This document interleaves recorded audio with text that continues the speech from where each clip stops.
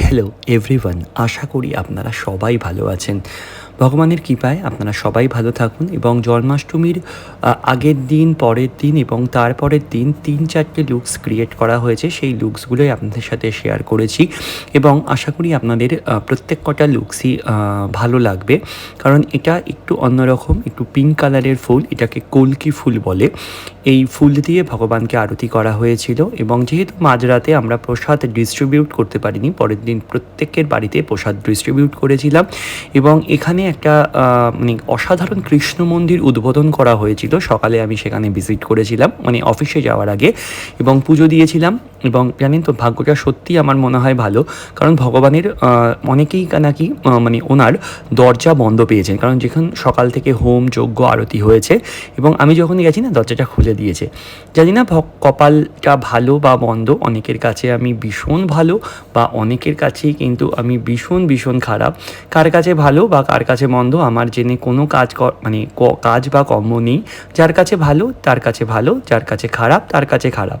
আকাশে সেদিন জানেন তো, আমি একটা ময়ূর দেখেছি। আপনারা বুঝতে পারছেন ময়ূরের ফর্ম? জানি না আপনারা বুঝছেন কি না, বাট আমি একদম অসাধারণ দেখতে পাচ্ছি। ময়ূরের পেখম মিলে ময়ূর নাচছে, দেখুন মাথা, পালক, এবং মাথায় কিন্তু ময়ূরের পালকটাও আছে এবং পেছনে কিন্তু ময়ূরের পালকটাও আছে। তাই বলি, বিশ্বাসে অনেকটা দূর, তর্কে অনেক দূর। তাই বিশ্বাস করি, তাই বলি। এবং তাই কিন্তু, এবং নন্দোৎসবের দিন কিন্তু মা মনসার পুজো ছিলেন।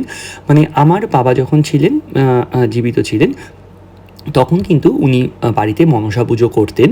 যেহেতু বাবা মারা গিয়েছেন অনেকটা বছর আগে, আমি অনেকটা ছোট ছিলাম, সেইভাবে আমার বাবার কথা মনেও নেই, সেহেতু আমি সেইভাবে মনসা পুজো কোনোদিনও দেখিনি। কিন্তু বড় হয়ে যাওয়াতে আমার বাড়ির লোক বা আমার ভগবান বলেন যে মন্দিরে গিয়ে পুজো দিয়ে আসো, এবং আমি কিন্তু সেই মন্দিরে গিয়েই পুজো দিয়ে আসি। এবং একটা পুজো নয়, আমি অনেকগুলো সেদিন মন্দিরে গেছিলাম। আসুন আপনাদের সাথে সব মন্দিরগুলো শেয়ার করি। এবং মনসা দেবীকে বলা হয় বিষহরী, মানে মনসা দেবীকে, মানে যেহেতু শ্রাবণ মাসে প্রচুর মানে সাপ মানে বলে ওনাদেরকে জন্মগ্রহণ করেন, সেহেতু কিন্তু মনসা দেবীকে পুজো দেওয়া হয়। মনসা দেবীকে অবশ্যই দুধ এবং কাঁটালি কলা দিয়ে কিন্তু পুজো দিতে হয়, সেটাই আমি দিয়েছিলাম। যারা মানে তারা মানে, যারা মানে না তারা মানে না, বাট আমি মানি তাই দিই, এবং মানি বলেই বা আমি জানি বলেই মানি। যারা জানে না তারা মানে না। এবং এই মন্দিরটিও কিন্তু দেখুন, সেইভাবে আপনারা কোনো মনসা দেবীকে দেখতে পারবেন না, বাট এই মন্দিরটাও কিন্তু মনসা পুজোর দিনই কিন্তু সেখানে মনসা দেবীর আরাধনা হয়। এবং এটি একটি সাধুর ছবি আছে, ইনি মনসা দেবীর কৃপা পেয়েছেন। এবং এটি আরেকটা মন্দির, এখানে মনসা দেবীর স্বমহিমায় বিরাজ হয়। এখানে মনসা দেবী, কালী এবং কালী ঠাকুর এবং শীতলা মা আছেন, কৃষ্ণ রাধাও আছেন। এবং যেহেতু মানে বাল্যভোগ বা নন্দোৎসব ছিল, নন্দোৎসবে কিন্তু অনেকে পায়েস বা নানান ধরনের খিচুড়ি করে, বাট আমাদের কিন্তু আগের দিন পায়েস, যেহেতু 4-5 ধরনের পায়েস করা হয়েছিল, সেদিন আর আমরা পায়েস দিইনি। সেদিন আমাদের দেওয়া হয় হচ্ছে, যেহেতু আমার মানে ঠাকুমার অর্থে আমাদের গোপালটা পাওয়া, বা গোপালেরও স্টোরি আছে, আমি আপনাদের সাথে একদিন শেয়ার করব। যেহেতু ঠাকুমার অর্থে আমাদের গোপাল পাওয়া, বা উনি মানে গোপালকে এত নিজের ছেলের মতো ভালোবাসতেন, সেহেতু মানে ওনার কৃপায় আমরা গোপালকে ছেলেদের থেকেও বেশি ভালোবাসি। যাই হোক, আমরা ওনাকে মানুষ রূপে দেখি। আমাদের না ভাত করে সেদিন, মানে অন্ন, এটাকে অন্ন বলা হয়। অন্ন করা হয়, গোবিন্দভোগ চালের অন্ন করা হয়। 5 থেকে 6 ধরনের ভাজা হয়, ডাল হয়, এবং অবশ্যই কিন্তু চাটনি হয়। এবং পায়েস আমি সেদিন করিনি, সেদিন আমি দুধের একটা ক্ষীর করে দিয়েছিলাম ভগবানকে, সেটা মাখন দিয়ে ভোগ লাগানো হয়েছিল।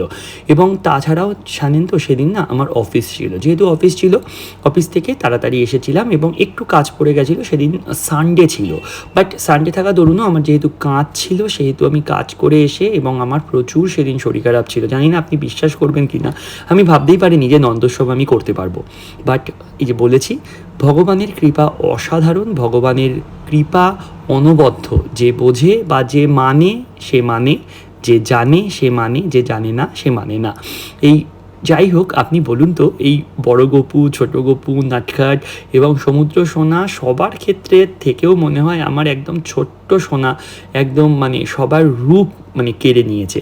দেখুন, আমাদের এখানে শাক হয়, ভাজা হয় এবং চাটনি হয়, এবং তাছাড়াও কিন্তু আমাদের ফলপত্র দিতে হয় এবং লাবড়া তরকারি মানে ৫ রকম তরকারি কেটে বা ৫ থেকে ৬ রকম তরকারি কেটে সেখানে ভগবানকে ভোগ দিতে হয় এবং অবশ্যই কিন্তু মাস্ট গন্ধলেবুটা দিতেই হয় এবং তার সাথে মাখনটা ভগবানকে অর্পণ করতে হয় এবং এটি প্রসাদ দেওয়ার পরে এটাকে কিন্তু দলা করে করে সবাইকে প্রসাদ দেওয়া হয়। যেই প্রসাদের স্বাদ অতুলনীয়, সেটা আমার মনে হয় রেস্টুরেন্টে আপনি হাজার হাজার টাকা খরচা করলেও এই প্রসাদের স্বাদ আপনি পাবেন না। আমার মনে হয় না, আমার মতো অনেকেরই মনে হয়। কারণ যারা প্রসাদ গ্রহণ করেন বা ভগবানের প্রসাদ কিন্তু বা গোপালের প্রসাদ কিন্তু অ্যাকচুয়ালি বাচ্চাদের দিতে হয়। বাচ্চারা খেলেই কিন্তু ভগবান সন্তুষ্ট হন বা গোপু সোনা সন্তুষ্ট হন। তাই আপনারা চেষ্টা করবেন আপনাদের প্রসাদটা অবশ্যই যেন ভগবানের প্রসাদ বা গোপালের প্রসাদ প্রত্যেক দিন বা